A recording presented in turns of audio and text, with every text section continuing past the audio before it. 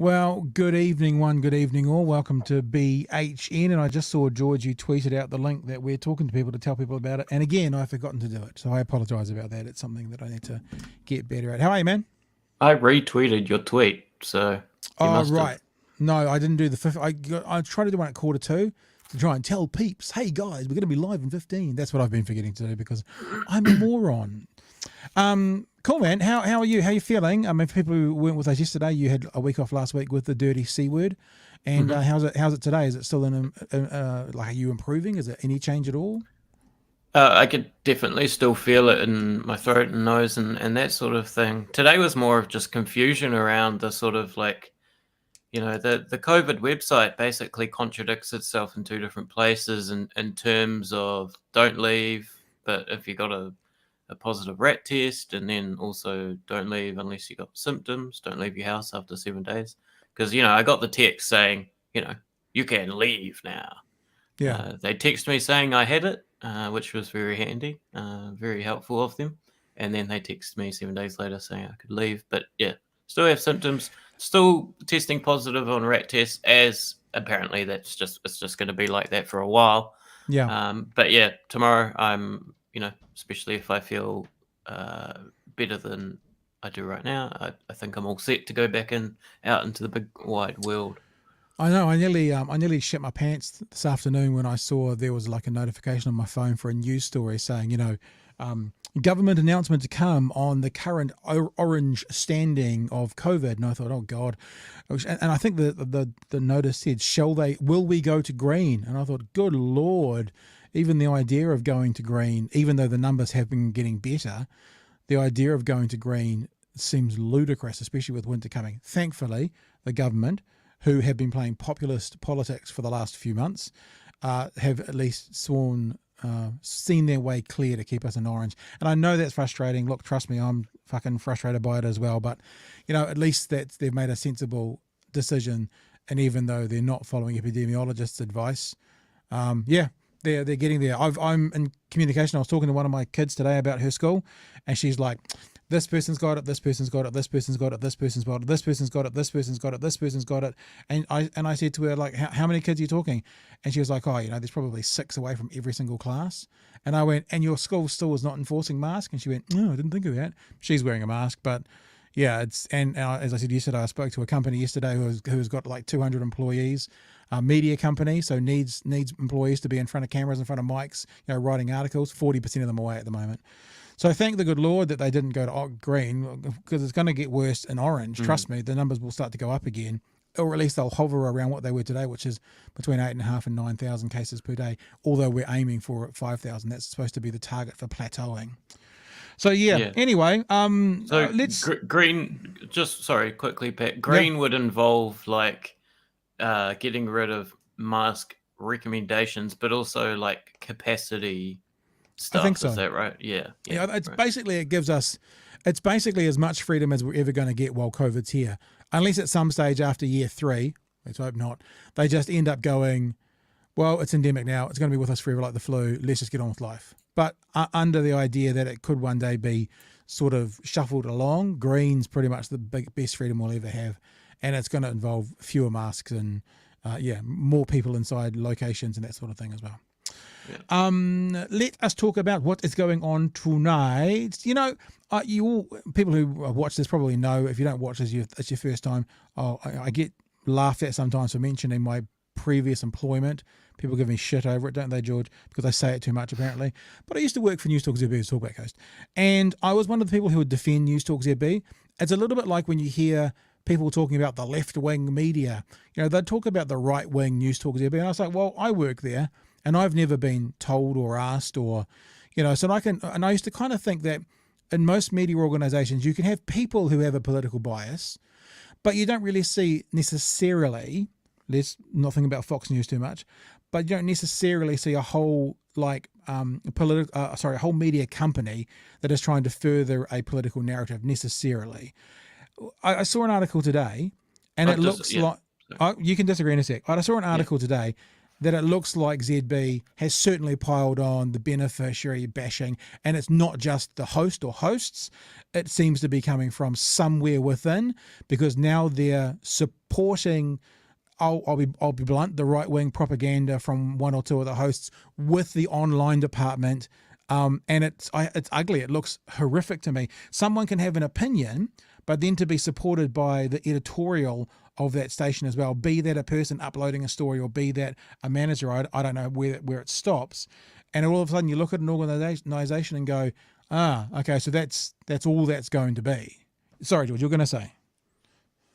Yeah. I imagine, when it comes to maybe those more distinct outliers of political sort of bias, like the left or right, if we want to call it those names, the more sort of out and proud sort of political bias. Yes, sure.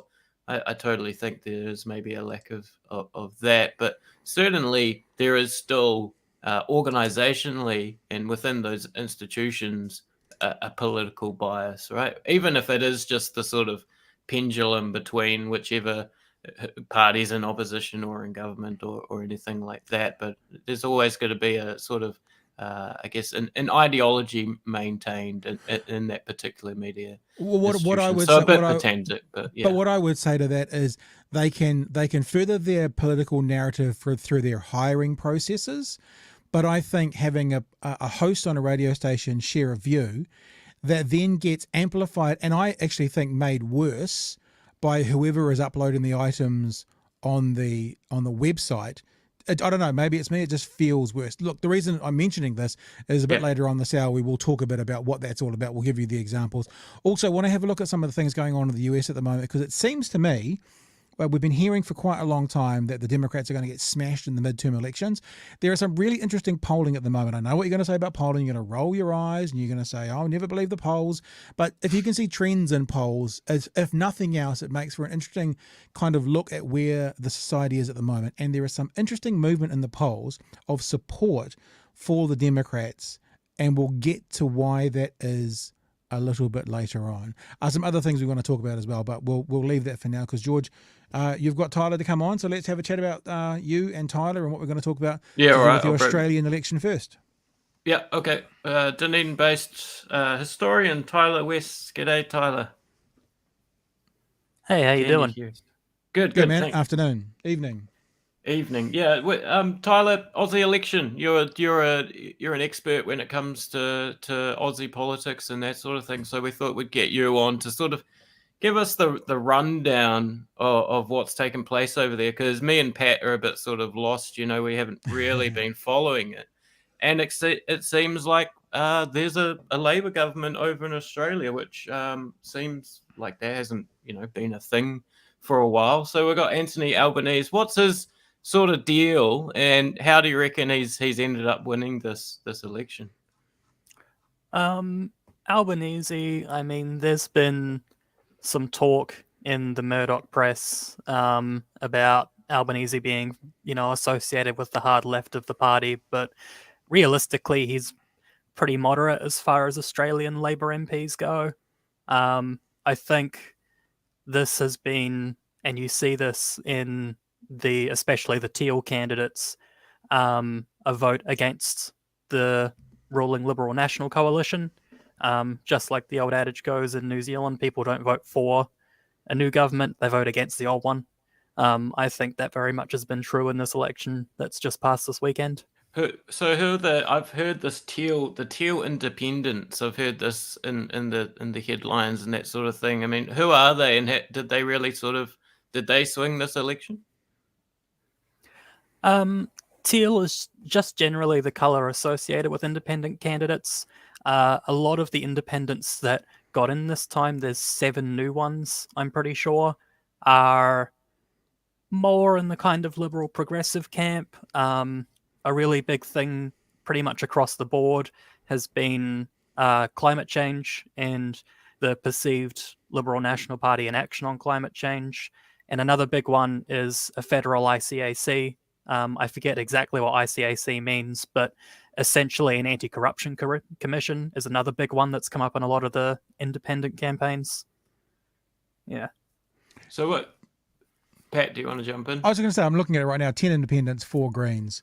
That's a big number of independents, and that's why, under the electoral system they have, it's still going to be a minority government. It's an interesting conversation maybe for another day about electoral systems and how often now around the world, no matter what your electoral system is, whether it's first past the post, whether it's ranking them, whether it's MMP, that so often we're seeing minority governments with a bunch of independents, or as in New Zealand, minority governments with a minor party coming in to make up the difference. Yeah, because 10 independents is a lot. I mean, from thinking about, I'm just looking back over the years previous, that 3 independents in the previous election, 2 before that, 2 before that, 4 before that. So double figures of independents. As you're kind of hinting at, is it a protest vote, or is it a swing towards local MPs are a really important thing, yeah?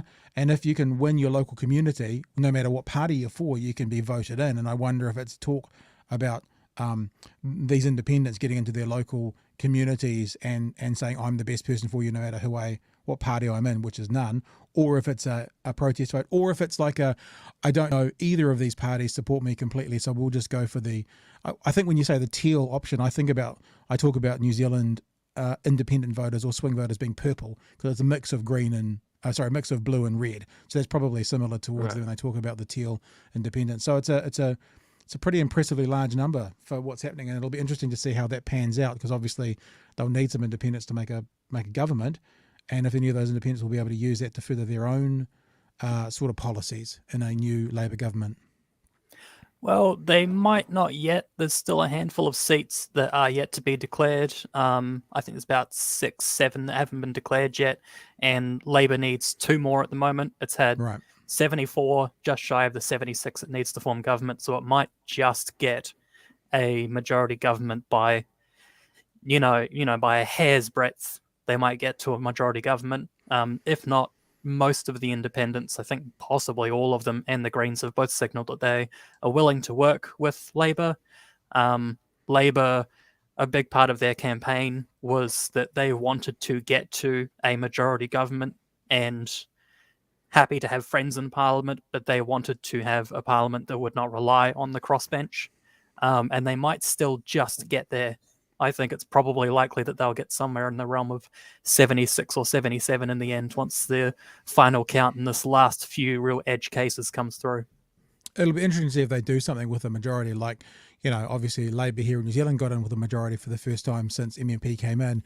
And other than probably putting through, COVID legislation, they seem to have done very little with their majority. Like what they could have done, they could have been transformative as a government, because they didn't have to rely on anybody else. And they seem to, in my opinion, have wasted that opportunity. If they get to a majority government in Australia, any ideas what the kinds of things that an Australian Labor government will want to bring in? Will they look to be transformative, or will they just be a bit ho-hum, play the political game, keep Australia ticking on as it is? I think there's probably a couple things that they'll try and get started, by Christmas or within the first 100 days, or whatever metric you want to use. Personally, I think it's going to be a bit meet the new boss, same as the old boss, given how comparatively moderate picking Albanese, especially after Shorten at the last election, who was perceived to be very closely aligned to the party's union wing. Albanese is by no means aligned to the party's union wing, even though, the unions in Labor are a lot more politically active in the party than they are here. But with that being said, I think a couple things, a federal ICAC, like I mentioned with the Teal independents, I think they'll probably be wanting to have the bare bones of that independent commission. I think they're calling it the National Anti-Corruption Commission.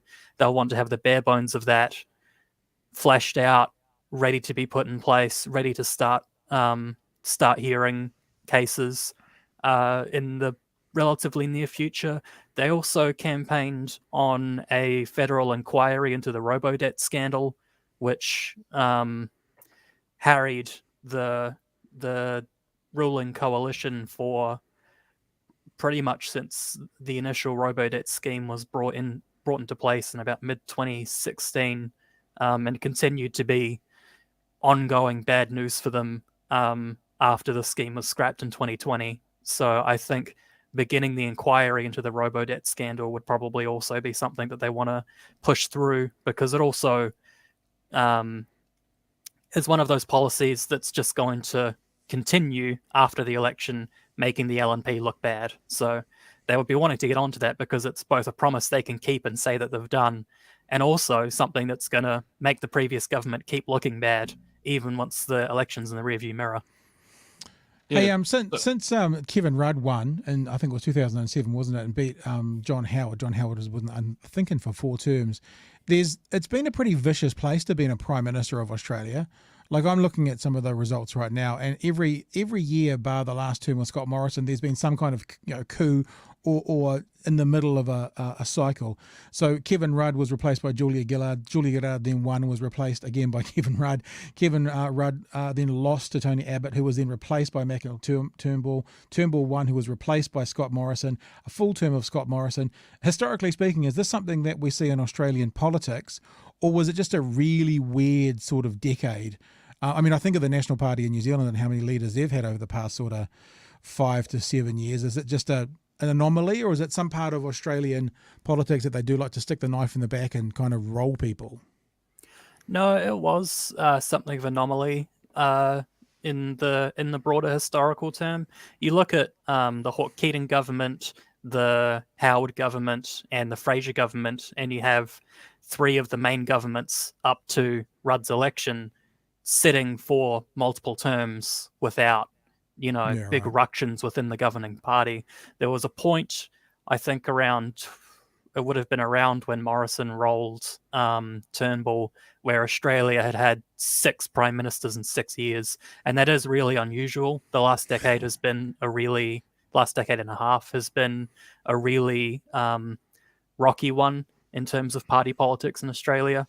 I'm not entirely sure why, personally, but it's definitely the case that was pretty unusual in the broad historical term in Australia. Right. All right. Tyler, what do you think of the sort of the constants in Australian politics between the two parties? Like the things that sort of, I guess, make them just same but different, right? Is it maybe an immigration policy? Is Labor and the Liberals, are they sort of similar around immigration? I mean, is it the reason I asked is because we were talking about Pauline Hanson and One Nation beforehand, and I sort of wondered, if that sort of racial aspect or anti-immigration aspect is maybe something that runs through the whole of Australian politics, not just the little niche parties like One Nation. Yeah, when it comes to turnbacks and offshore detention, Labor made clear right at the outset that they support both turnbacks, they support continuing offshore detention. The one thing that they have said that they want to tweak in the refugee and immigration policy is they want to move a lot of the refugees who are on temporary protection visas onto permanent protection visas, because it was policy under the previous coalition government to just keep renewing these temporary visas that refugees had made it to Australia on, which would leave people kind of in limbo for, in some cases a decade or more, or close to a decade. So that's the one area where Labor kind of differentiates itself, but it's really just tweaking. It's one of those splitting hairs things. It's something that runs through pretty much all of Australian politics, and I think it's one of those things that the Green Party, with their major wins in Queensland, have really differentiated themselves, because they flat oppose offshore detention and boat turnbacks, so they were able to really differentiate themselves from the coalition, from Labor, from the smaller right-wing parties, Yeah, yeah, yeah. I guess that means if there's similar sort of immigration, and I was thinking of the detention centers, but also, and the sort of anti-South Asia immigration that is popular there, and sort of underlines things. I guess also in terms of the New Zealand relationship with Australia as well. Are we just going to sort of see status quo when it comes to the sending back of New Zealand citizens that have never lived in New Zealand to New Zealand? Yeah, Labour also supports continuing deportations under Section 501 of the Migrant Act, which I'm pretty sure is where a lot of those New Zealand citizens who have been deported to New Zealand, even when they've lived in Australia pretty much their whole life, I'm pretty sure that's what they come under. I mean, just on Sunday, a Kiwi woman, unfortunately, seemingly quite likely committed suicide in Villawood Detention Centre. So it's something that, right from the outset, it's going to continue to be a strain. And of course, the worst aspect of that is the actual human lives that are being affected in Australia, regardless of whether they're New Zealanders or not, but especially New Zealanders who are caught in that situation, because it's going to be such a sticking point in Australian and New Zealand relations going forward, and that doesn't really look like it's going to change under Labor. But it was interesting to hear the Prime Minister here talking about that. That was the first thing that she was asked, like the day after he won, and she basically had to go, "Hang on, guys.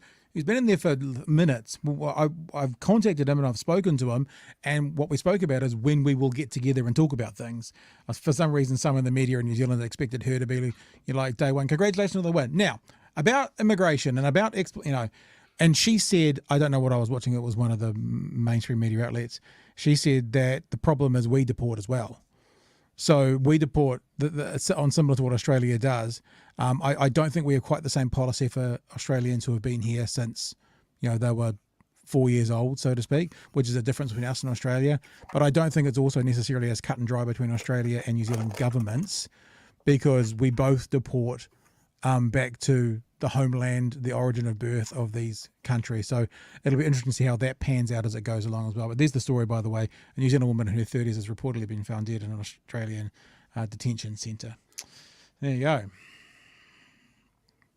Yeah, I guess the other thing is, Tyler, that I had on my list anyway, is climate change. And we've talked about the sort of the variable of the independents and the 3 seats that the Greens, just from my info over here, seem to have in the House, and then for the Senate, 12. That's,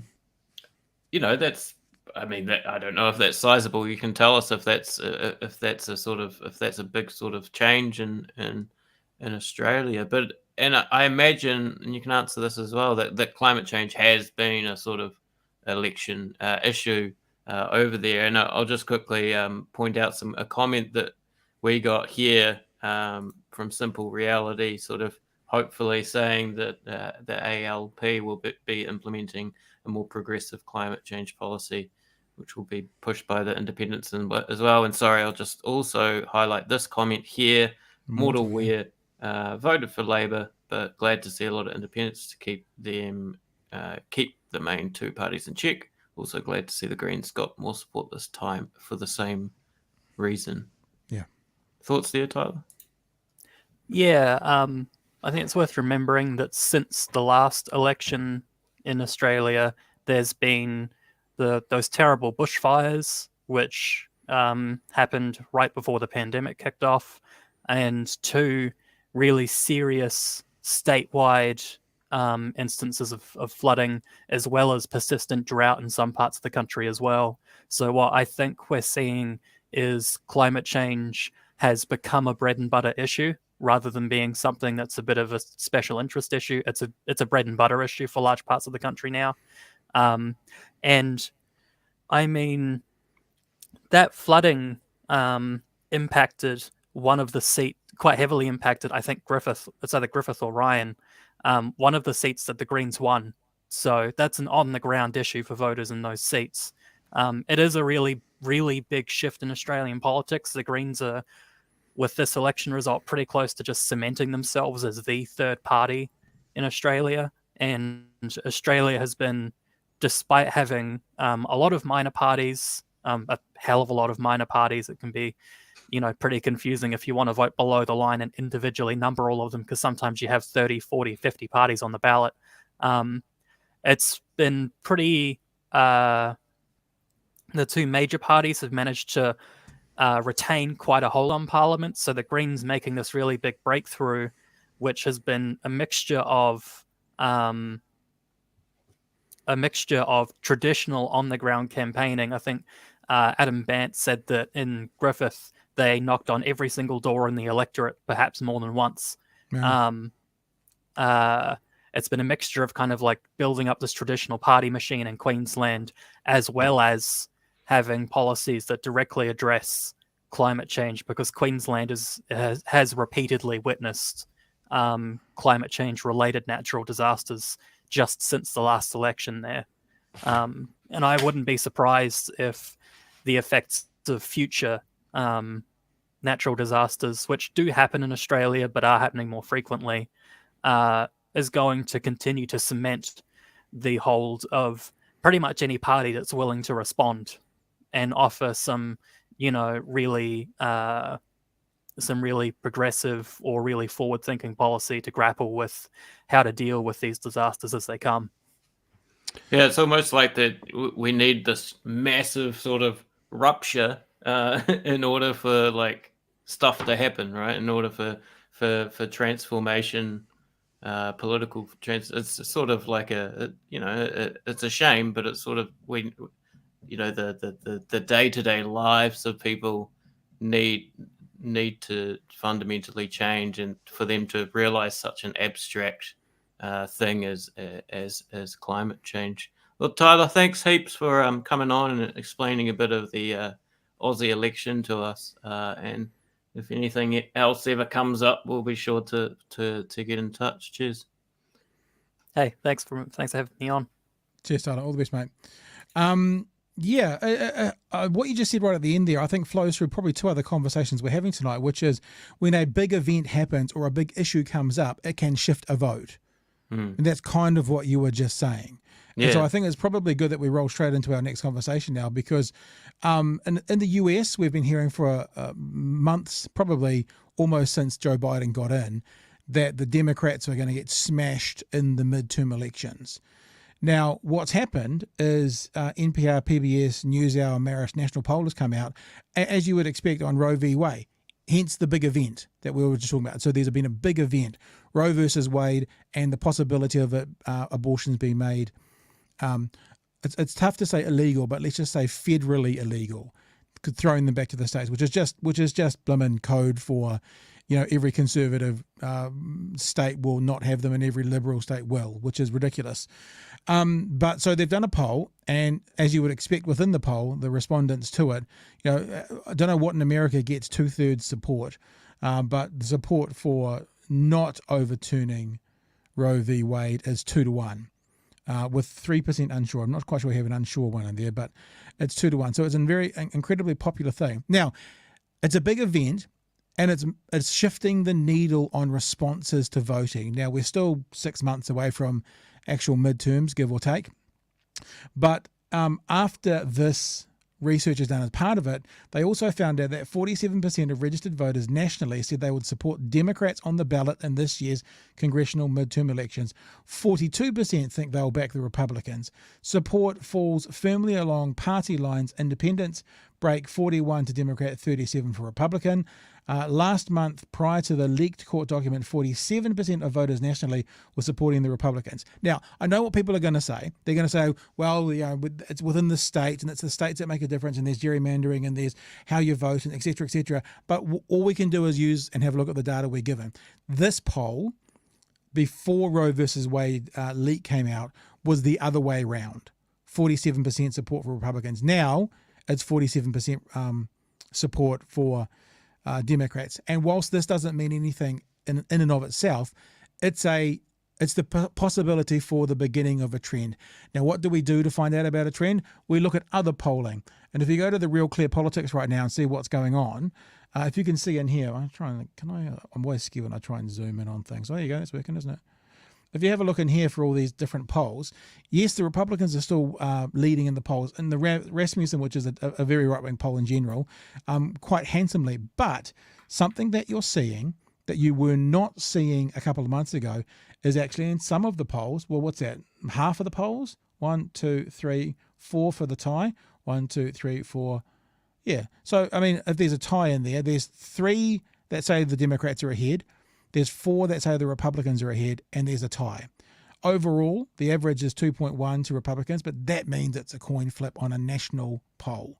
And it certainly wasn't that a few months ago. And if you have a look at the actual data back until, when was that? April 29. So that's just after Biden gets in.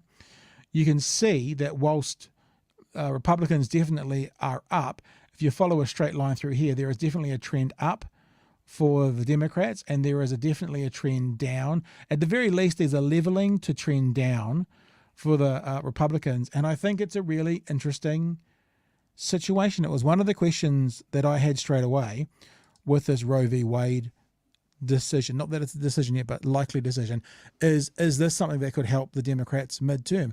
I don't think it's showing us that the Democrats are a shoo-in now, but what I think it's showing is it could be closer. I still think the Republicans are probably favored to take it out, but it could be closer than pre-Roe v. Wade, which might mean it makes for an interesting observation come the midterm elections. George? Yeah, of course. Like, I mean, those polls are what we have to go off, unless we want to dig down into how the primaries are going and how the polls are in bellwether congressional districts. But totally, I agree. It seems like, and the Democrats love to lose. Like it seems like that's been their strategy for the past 2 decades.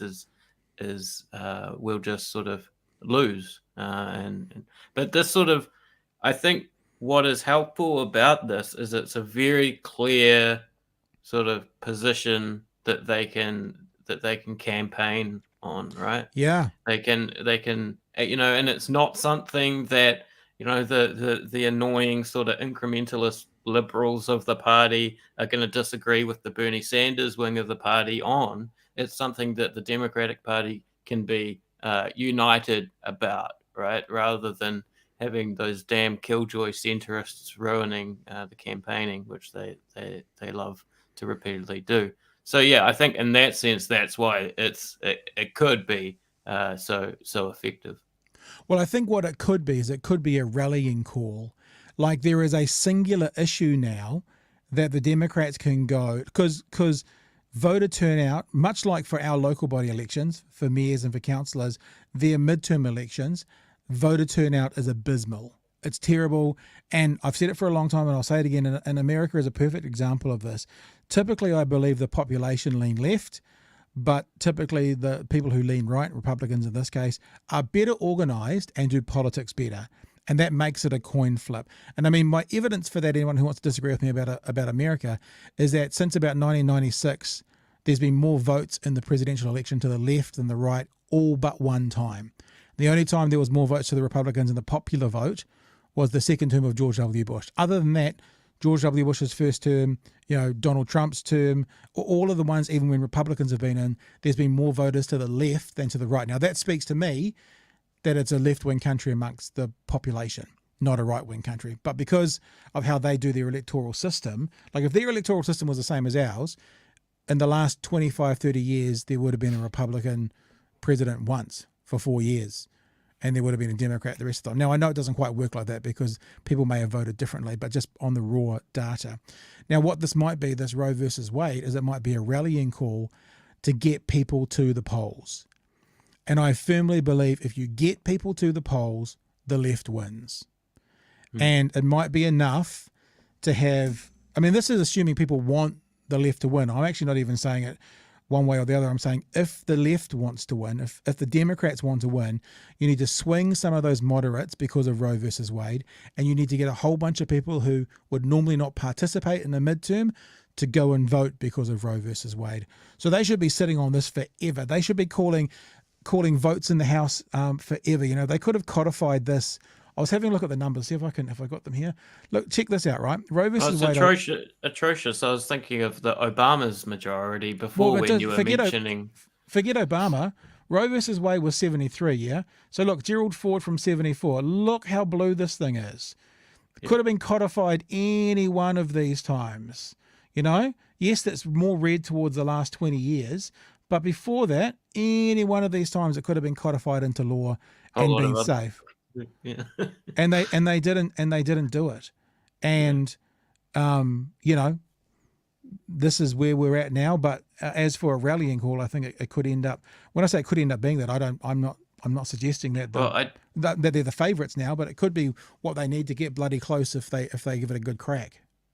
Ideally, and I mean, it won't do this because the system, the American system, is so entrenched and almost seen as this sort of natural, thing that's been there since the beginning of time, right? That it's manifest destiny that we have this really weird two-party system where these judges that we elect until they're all shriveled up and their health bar is at 1%.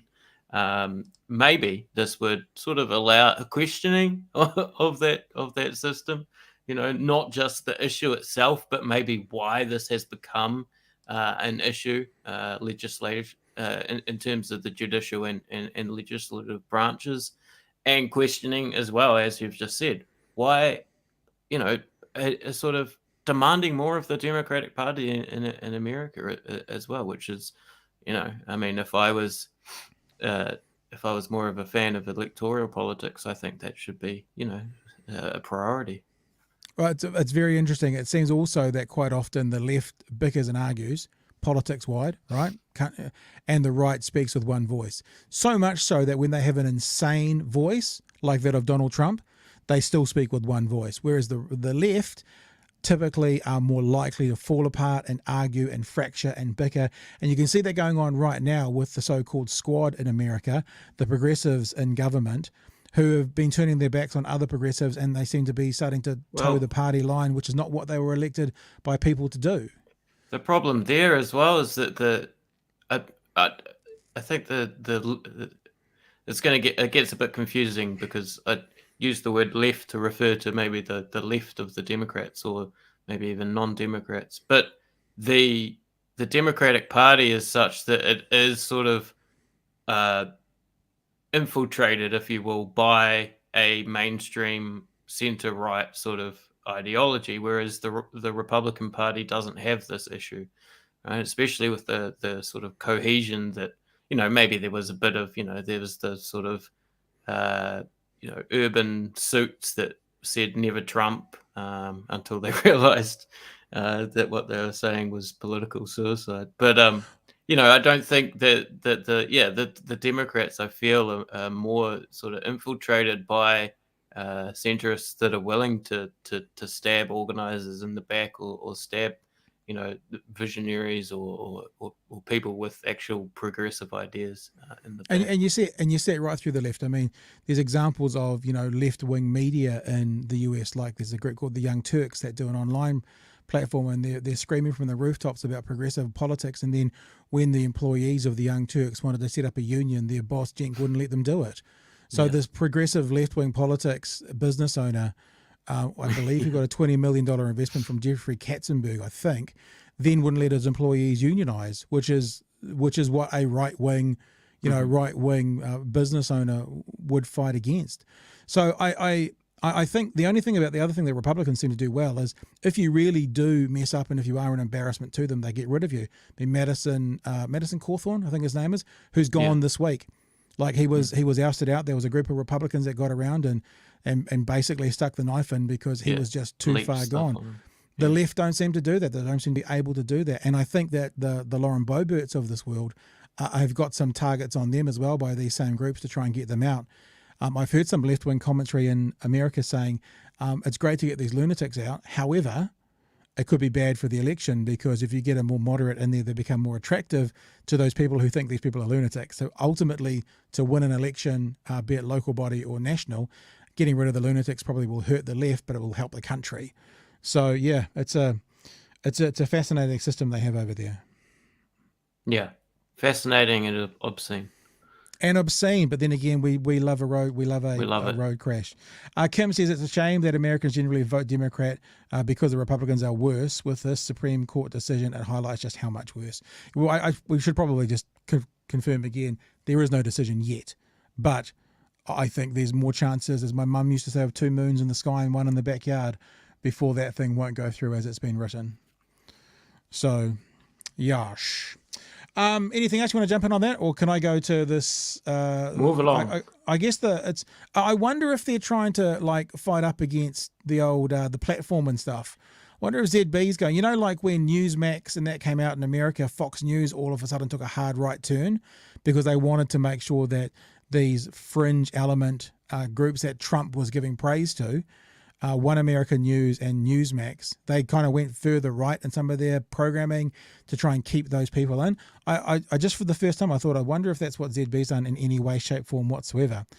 I said it earlier, and if you're just joining us now, I'll just recap very briefly. I've often been of the opinion, not that, let's take my slippers off, not that media groups, newspapers, radio stations, etc., television stations can't have a political bias, but that more often than not, you see it within the host, not necessarily the organisation. You see it in the organisation with hiring practices. So, for example, Fox News, which is the extreme example of it, goes, the hosts from Fox News go, I've never been told to say anything or not say anything on air, ever. That may be true, but then what their employment situation is they employ people who they know are going to say certain things on air. So in other words, management don't need to tell them to say or not say things because they only employ people that will say or not say certain things. So it's kind of a coverall. So what's happened this week is that there was a piece on News Talk ZB by Heather Duplessis-Allen talking about Kāinga Ora and a housing situation in New Plymouth. I'm going to bring up a story not about that, but about a response to it by Minister Michael Wood, and then we'll have a look at the origins of this, or as Donald Trump says, the oranges of this. Minister Michael Wood lashes out at NZME talkback station use of inorganic collection day photo on anti-state housing piece. Minister Michael Wood has lashed out at NZME's talkback station's use of an inorganic collection day photo, which you can see here. Right, that was the photo that was used. Inorganic collection day photo as the main image on a story about the new Kāinga Ora development being built in New Plymouth. News Talk ZB host Heather Duplessis-Allen shared a piece on air and online about the new development titled, I don't think they are being judgmental. I think they're being realistic. In Duplessis-Allen's piece, she said locals, quote, have very good reason to oppose it and should continue to oppose it and should definitely insist that it's not in my backyard. Goes on to say, anyone who supports Kāinga Ora / Housing New Zealand development in their neighbourhood at the moment is being foolish and naive as long as Kāinga Ora / Housing New Zealand continues to run its no evictions policy. But it was the image attached to the article, which we can see up here again if you want to have a look at it. It was the image attached to the article that Minister Wood had an issue with, as it showed a street of state houses along with piles of rubbish on the front lawn. The photo was actually from Getty and depicted an inorganic collection day in Mount Roskill in 2011. Let's bring up the tweets that Minister Michael Wood said. He said by saying, with respect, the only trash here is the crude stereotyping of state housing communities. I recognise this image. It's a street I know well in the middle of Mount Roskill, so nowhere near New Plymouth. Proud, decent people who now have an image of inorganic collection day being used to create an impression that they are lazy, messy, and antisocial. Of course, genuinely bad behaviour needs to be managed by the landlord, but this sort of inaccurate scaremongering is just about stirring nasty class politics and cliques. We'll keep building the houses our families need. Now, just to wrap this all up, George, before you jump in, that was the image that was used, and I believe it was Monday evening or Tuesday morning. Going to that same story now, it's been changed. So I guess well done for changing it. I'm not sure, but well done for changing it. But the idea that there was a commentary which I guess Stuff and Minister Wood is saying is anti-state housing, and then you use what looks like a dirty, filthy, photo of a house covered in rubbish to support that. The reason I've commented on this is I think that when I say it's okay, I understand that a host on a radio station may have an opinion, but my big concern was a bit like Minister Wood. When you then have whoever is responsible for posting this and putting it out in print, not just supports that image, but magnifies it by using an inaccurate and misleading photo, that to me speaks more about the whole workplace, not the host. And if we have workplaces that do this, if we have bias within the whole media organization, or misinformation, or in this case, it is actually disinformation, then that's a massive concern for being able to trust a media outlet. George? Yeah, it's a perfect example. I almost feel like it should be used in Media Studies 101. It's a perfect example of how even in the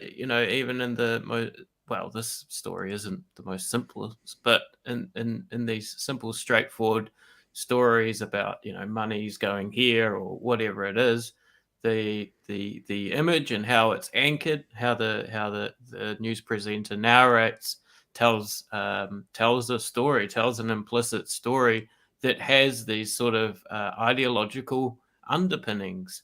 The average viewer thinks state housing and they think this.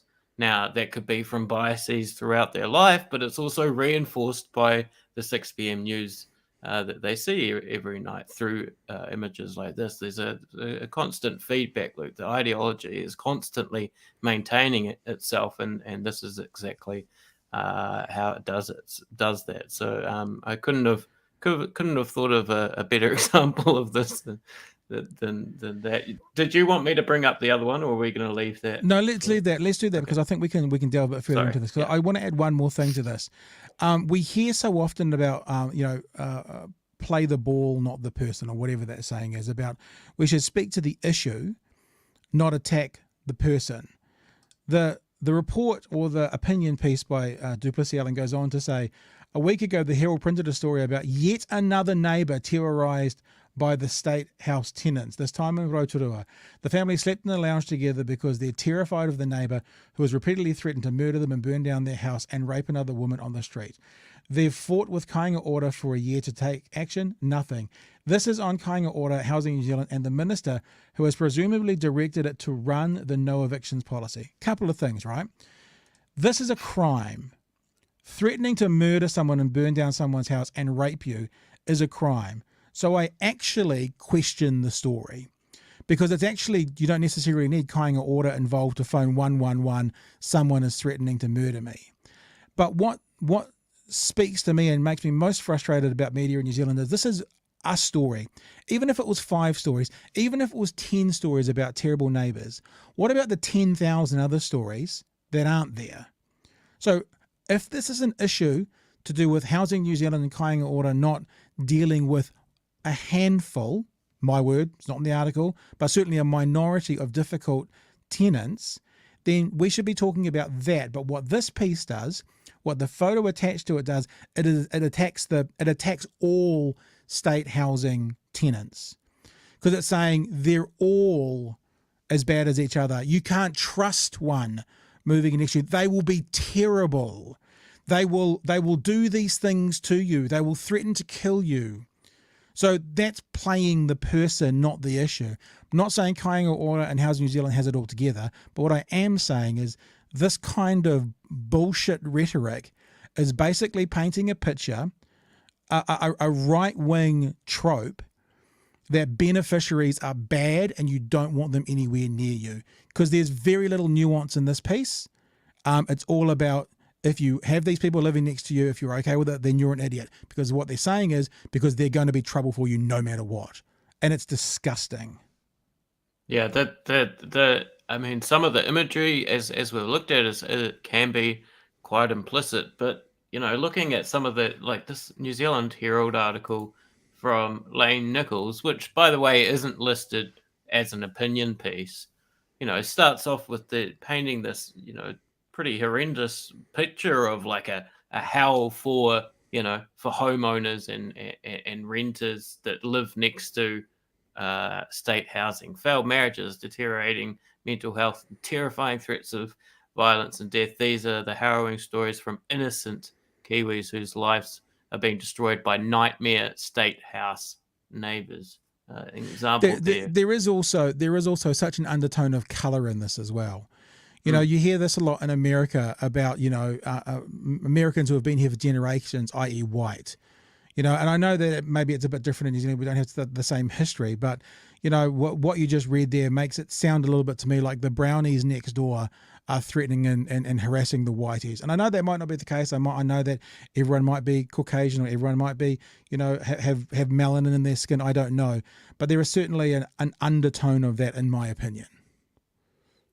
Oh yeah, for sure. There's, I think, always in New Zealand, especially in terms of the stories told in the news media, definitely always a racial element underlining it all. And look, it's a generational, if not multi-generational issue. But rather than going, oh, get those people away from us because they've got mental health and violence issues, why don't we start the conversation around why do they have mental health and violence issues? And if we address that, then everyone's better off, including the people who might have mental health issues, which more often than not are just as much of a victim in a situation, in a cycle of whatever, than the so-called victims who that they're offending against. It's like, I'm not trying to do this to be soft and say there's no problems here. I'm trying to go, painting all people who need a Housing New Zealand house as not being worthy to live beside is disgusting. And I mean, it says it. I'll read it again, I have belabored the point, but not to belabor the point. She says, anyone who supports a Kaingaronga housing development in their neighbourhood at this moment is being foolish and naive. So you're an idiot. You're an idiot if you want these people to live next to you. You're an idiot. Because this organisation has a bad policy about no evictions, fine, but that means you are going to have trouble. So anybody who supports this, you're going to have trouble. It's just revolting. I don't even know. It makes me want to go upstairs and have a shower. It's just dirty. I hate it. Ugh. Anyway. Yeah, especially when it's we can sort of maybe on a case by case basis criticize the policy, but fuck, sure.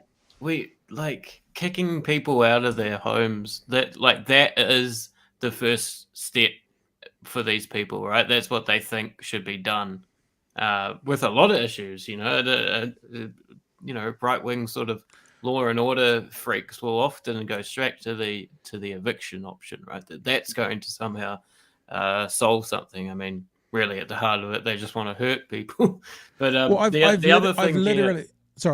literally had this conversation as a host on News Talk ZB when this exact commentary came up about a different time and a different issue. And I said, okay, so let's evict the mum with 6 kids, right? Because she's got gang members coming to her house. Right, let's evict her. Then what? Fuck, I don't care. Well, you can't not care. What are you going to do next? What do you mean? I was like, well, what are you going to do? What do we as society now do with this mum with 6 kids who has no longer got a state house? Because you know what might happen is they might move into the house next door to you. Or maybe they don't have a house, so they move into a car and they park it at the end of your driveway. Now, wouldn't it be better to address the issue and figure this out and try and help them rather than be so punitive towards them and then think that's going to solve the problem?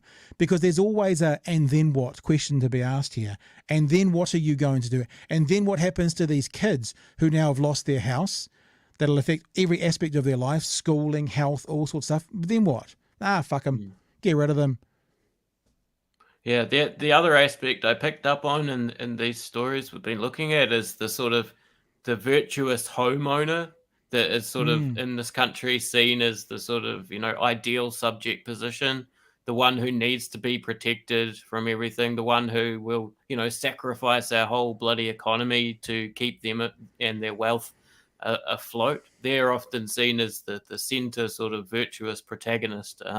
in these stories, and it shows not only their sort of political influence or protection that they have in terms of legislation, but also just culturally how we see them as something, a subject position that needs to be protected from the hordes of beneficiaries. And let me ask this question of Heather du Plessis, Alan. Why aren't you railing against the police? I mean, threatening to murder is a crime. Why are you railing against Housing New Zealand for not evicting the person and not the police for not dealing with criminal activity? It's like, why is the bias from you come against the poor people as opposed to come against the institution that might be able to help out the neighbours by if there is criminal activity, sorting it out? I'm actually quite angry about it. I don't know if we can keep talking about this, bro. I might have to explode. Yeah, good. So, okay, let's move on to the very last subject of today. I've got a, man, I'm thirsty as well. I've got a 2-minute piece of audio. You reckon I can go and get a drink in 2 minutes? I probably can, can't I? I want to talk a bit about baby formula in the US. Lloyd Burr on Today FM had some commentary on it. Hang on, I'm going to take my headphones off and I'm going to push play and I'm going to run away at the same time. If I'm not back in 2 minutes, my water fountain's out there. I can talk shit. You're going to have to start talking about it. Here it comes. So this is Lloyd Burr. On your marks. Talking about the US, and I've listened to this, so it doesn't matter if I don't hear it now. The US baby formula. Get set, go. Remember how former US President Donald Trump pulled the United States out of the CPTPPA, or the Comprehensive and Progressive Trans-Pacific Partnership? Bit of a mouthful, right?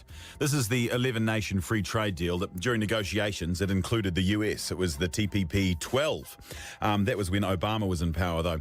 And it would have allowed tariff-free or reduced tariff goods anyway to be traded between the US and all of those other 11 nations, actually within all of those 12 nations, including us. But we can't send our world-leading dairy, beef, lamb, fruit and veggies to the US without tariffs because Trump pulled out of the CPTPPA.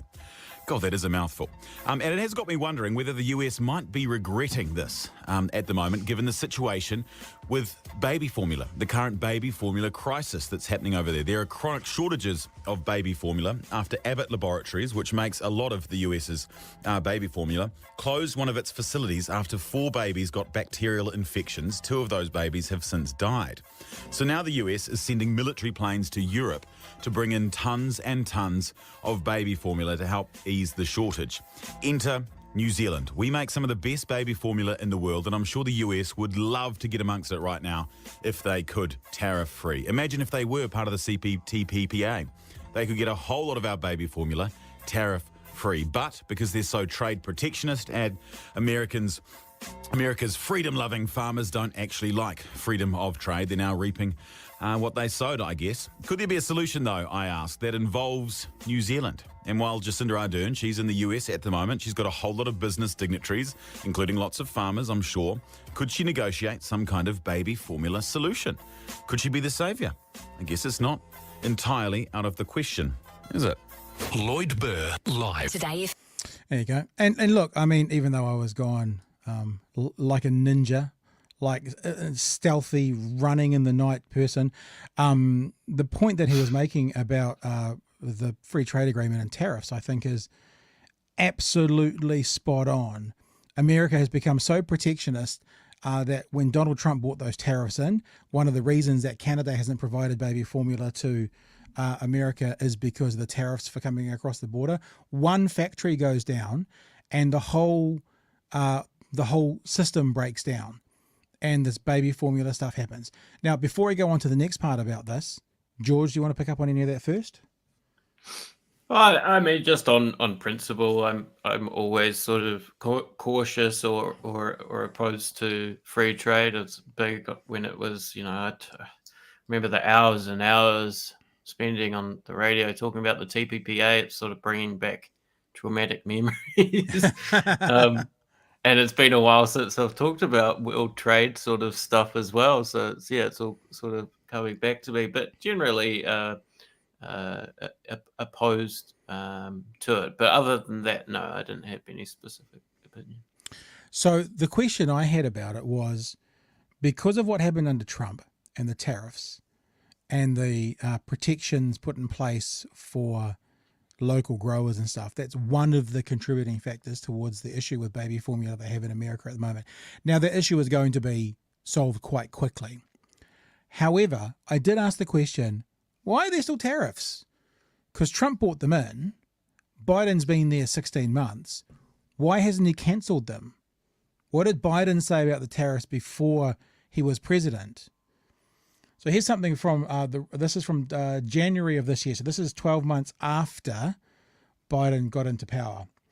Biden suggested recently that the reason he's leaving the tariffs in place, despite pressure from the American business community to remove them as companies struggle with inflation and supply chain disruptions, U.S. importers have paid nearly, well, when it says U.S. importers have paid, what that means is customers, because of course you pass it on, $123 billion to cover the cost of Chinese tariffs since 2018, according to the U.S. Customs and Border Protection.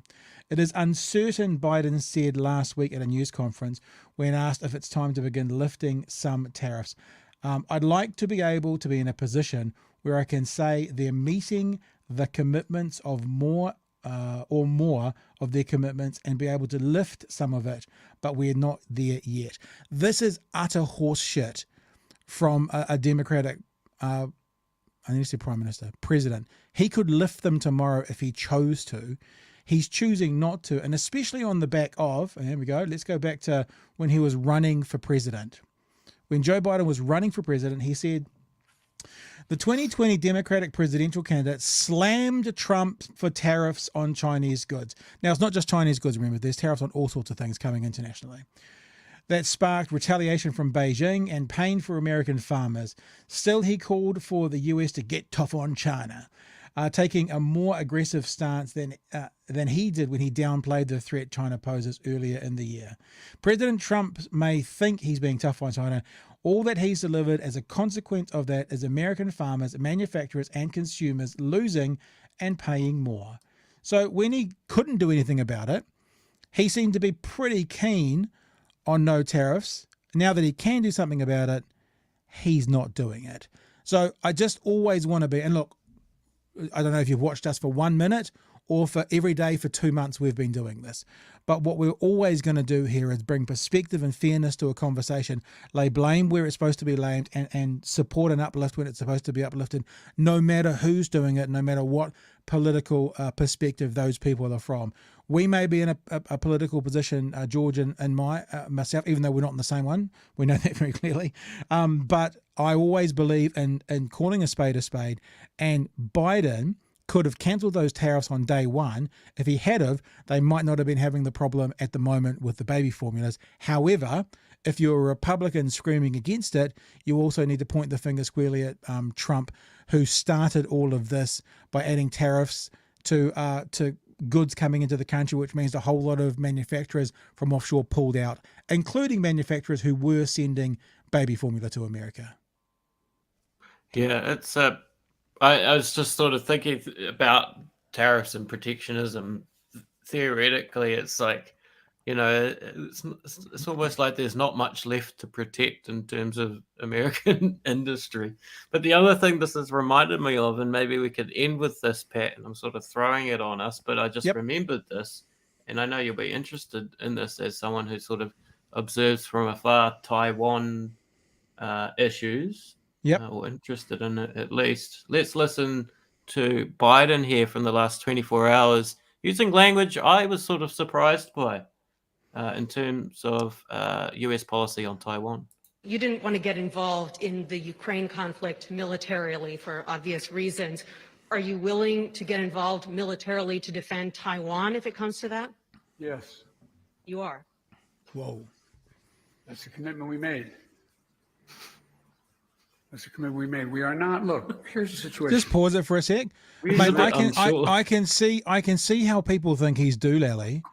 You know what I mean? Like, with respect to, I'm not trying to be disrespectful, but I can see the whole kind of ghost in the night thing. You can see how people watch him speaking and kind of think he's not all there. But look, not to take away from what you're saying. I mean, it's obviously a very surprising situation because I guess Taiwan is not an ally. Neither is Ukraine. So what's the difference? Yeah, the thing with foreign policy or diplomacy is that all these different words like are quite, significant. Saying him saying yes militarily, is a big step up from the sort of airy-fairy language they might have used in the past. And that's why I think, as well as Biden being, old and dottery, and sometimes a bit, incapable of this sort of governing or whatever. I think he sort of realizes in that moment, like, wait, is that the word we use? Like, is that what we're, he's sort of thinking, wait, what's American policy on Taiwan again? It's like, So that he might have done a George W. Bush accidentally admitting war crimes. Might have slipped through the goalpost without meaning. Yeah, look, it is because this is the same sort of thing almost about the why isn't he cancelled, the tariffs. It's like one of the reasons for not getting involved in Ukraine was if we get involved in Ukraine, we have World War III. Hang on, but if you get involved in Taiwan, you're arguably going up against the bigger superpower. Wouldn't that also be World War III? So it's like if it's such a bizarre thing. Taiwan, they're talking about Ukraine can't join NATO at the moment. If they join NATO, that means automatically there's a war with all the NATO countries and Russia. So that's one of the reasons they can't join. What about the protection of Taiwan? What's going to happen there if the US was to join? Does that mean that the American allies have to join with America? And again, there's a world war. Who knows? Yeah, it's not always future-facing, like thinking of the consequences. It's about building a international order or American power in the here and now, right? It's about like, we're keeping checks on Chinese power and that sort of thing, as opposed to thinking forward to a world war. You just mentioned the George Bush gaffe. I guess we could end tonight. Oh, with that. good Lord! Is he younger than Biden? No, he's not. He's older than Biden. Let's say same age, I reckon. In contrast, Russian elections are rigged. Political opponents are imprisoned or otherwise eliminated from participating in the electoral process. The result is an absence of checks and balances in Russia and the decision of one man to launch a wholly unjustified and brutal invasion of Ukraine. Iraq. Anyway. Iraq. Oh no, keep going, because he basically says he's old. 75.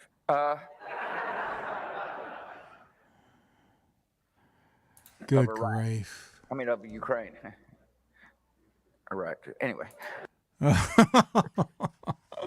fact that I know it's like that worst moment ever when you realize that your phone is butt dialed somewhere and you're saying horrible things about them. That feeling you get in your stomach. Not that I've ever done that, but that feeling you get when you realize you've stepped in it and someone knows something they shouldn't know, or you've done something you shouldn't done, and you've done it to that person. It's like, I don't know how he felt, but it makes me feel like that now. It's obviously a gaffe, a slip of the tongue, probably not a big deal. Or is it his subconscious finally wanting to scream out, I know what I did, I know. Well, I feel like, it's definitely, it's Freudian. It's the latent manifesting, right? Which I think they have been comfortable enough to do since 2011 or whenever it was that they finally left Iraq. I think they're comfortable. They're sort of they're confident enough to sort of tongue in cheek say, yeah, that was a fuck up, right? Or it's that Texas attitude, right? It's like, yeah, well, the sort of, there's weapons of mass destruction. Yeah, that's why we're going. So Simple tells us as well that TYT does have a union now for their employees. It's good to hear. And also Kim says here about the piece we did about Heather Duplessis-Allen. She uses this piece as a smear against poor people, but doesn't offer a solution, just an excuse to beneficiary bash. I agree with what Kim has said there. However, radio hosts, I don't know if they offer solutions, but I think if you're going to offer a critique, at least offer the critique of the place that can make the difference or that can find the solutions. Fair enough, critique Housing New Zealand if they have this policy, or the police for not responding to these murder threats.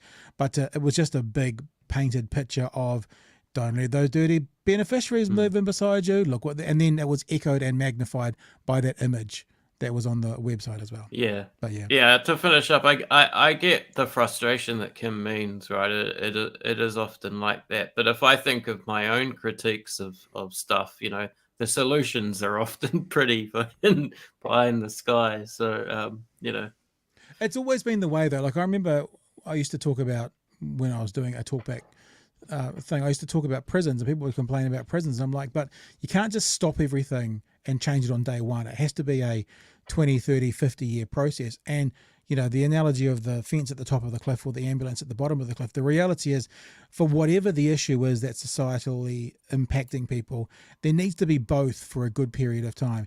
There needs to be the fence at the top of the cliff and there needs to be the ambulance at the bottom of the cliff. So social housing or Housing New Zealand, that is the ambulance at the bottom of the cliff, it needs to be there. But at the same time, we need to be putting the fence at the top of the cliff to go, why are these mental health issues here? Why are there violence issues here? Why are these people in a situation where they can't afford, rent or a house? And in saying that, what about the housing market full stop? That could be a part of the fence at the top of the cliff. And then I used to say of the prison one, the idea is, the ambulance at the bottom of the cliff is prisons. The fence at the top of the cliff hopes that half of those prisons are empty in 50 years. So that's sort of, but it seems to be all one or all the other. And you don't get people or political parties or the people who can actually saying this is a dual approach. There's an approach to help the issue right now, and there's a approach to help our kids when they're going to be sitting in these seats making these decisions. That's actually the only thing that's going to work. And if we keep having these conversations around, this is what we need now, then that's not going to address the underlying problems we were talking about, and it's not going to address systemic issues that have been going on for generations, which will continue to go on for generations. And so they'll be having conversations in 20 years from now trying to fix the now, rather than today looking at the issue and trying to solve the issue 20 years away from today, which is how you put the fence at the top of the cliff. Yeah. Alrighty. Thanks for being with us. Thanks for the comments in the chat there. We're back again tomorrow night from 10 o'clock. If you're interested in the other product that I do, which is the podcast, we've got Tom Much on this week. Friday morning, it'll be released on that very YouTube channel you see scrolling along the bottom. You can also pick it up and Play Stuff. So that's stuff.co.nz on their Play Stuff platform. Tom Much, of course, is a Kiwi journalist who is living in fact, one of the questions I asked him, George, I went, where's home? He was like, huh? And I'm like, what? Well, like, you've come from New Zealand to Europe, you've done stints in Afghanistan, you're now in Ukraine, and the way you're talking, and I can't remember exactly what he said, you have to watch the podcast to find out, but I said, the way you're talking like a local. You're talking like us, as in we, the people who live here. And he goes, well, I've got a flat and I've got this. And so it is like Ukraine's his home at the moment, is where he lays his head, I guess, as the old song goes. And so he's on Friday morning. So Friday morning on my audio channel, which is just, if you go to iTunes and look up my name or look up Department of Conversation, not Conservation, Conversation, or if you just go to this YouTube channel that's scrolling down the bottom, it'll be there on Friday morning, an hour with Tom Much out of Ukraine as well. Other than that, I'm not sure what else we're going to do the rest of this week. I guess we're a daily news show, so I guess whatever is in the news tomorrow. We're going to do a bias test this week, aren't we, George? Actually, we're not sure when we're going to do that, but make sure you tune in because you guys can do it with us. And do you have a bias when it comes to racial issues? It's kind of based a little bit around what we've been talking about tonight to do with, we're talking about beneficiaries, so let's put up a picture of them because they're dirty and messy. Is that a bias from that editor at News Talk ZB when they thought about what a beneficiary looks like? We better put a picture of a dirty house up there. And so me and George were talking about, I know you heard us say before, George, should we do that other bit now? And I said, no, let's wait. We've been talking about bias in the media and our own bias as well. So one night this week, it might be tomorrow night, it might take us longer to organise that. We're going to actually do like a test, which will test our bias. I'm not looking forward to it at all because I'm sure that I'm going to come out as horrifically biased in all sorts of areas. But the question about the media being biased, like I heard someone talking about it today. I was listening to a podcast today and they were a video podcast, but I was just listening to it through my ear, so I didn't see what they were looking at. But they were going like, when you look at this picture, and it might have been a picture of, a man from Nigeria, let's say, they're saying, do you see A, a refugee? Do you see B, a doctor? Do you see C, a student? Do you see E? And ask these options. And so you answer these questions along the way, and I guess it tells you if you have a racial bias. So we're going to look at that Well, later on this it week. We should claims probably, to. well, yeah, claims to. I mean, as long as it's not on BuzzFeed, I'm sure it'll have some credibility. But maybe we Well, can we look out can there. we can look at that as well. We can sort of give it a critical evaluation, because I think these, we can talk about the whole BuzzFeed quiz phenomenon while we're at it. Yeah. And maybe we can have a look to see if we can get someone on to talk to us about bias and about, what we do and how we see it and what because we've all got bias. I guess it's really important in the media when we're putting out stories to check our bias as much as we can, or at least to have you guys know. Like, so for example, if you're watching Fox News, you'll know you're receiving a biased perspective. Like, even if they say you're not, you are. So I think that we either need to try not to demonstrate that bias, or if we are, people sort of know what it is. Me and George will probably always have a slightly bottom half of the South Island bias. We probably will, because it's where we are. And that's one of the reasons we often talk about being in this part of the world. So where we are. That's like we're looking at COVID numbers. We look at the southern numbers, not because the numbers where you are less important, but they're our numbers that impact us. And if we show you what we're doing, then you can go and look at your own numbers. Can't look at everybody's. So I look at the southern DHB because that's where we live. It's where I live. And if you want to look at Counties Monaco because that's where you live, then we'll show you ours and you can show me yours, as we used to say when we were 9 years old. Okay. We'll be back again tomorrow night from 10 p.m. Thanks for joining us. Remember, you can always be in touch through patbrittenden.com. There's a contact page there. Or just you can also just put comments in the YouTube channel as well, or on Twitter. We pick those up as we're going through as well. And unless there's anything else from you, George, I'll just say hooroo and catch you all tomorrow night from 10 p.m. for another edition of Big Hairy News. All right, team. See you next time. Hooroo.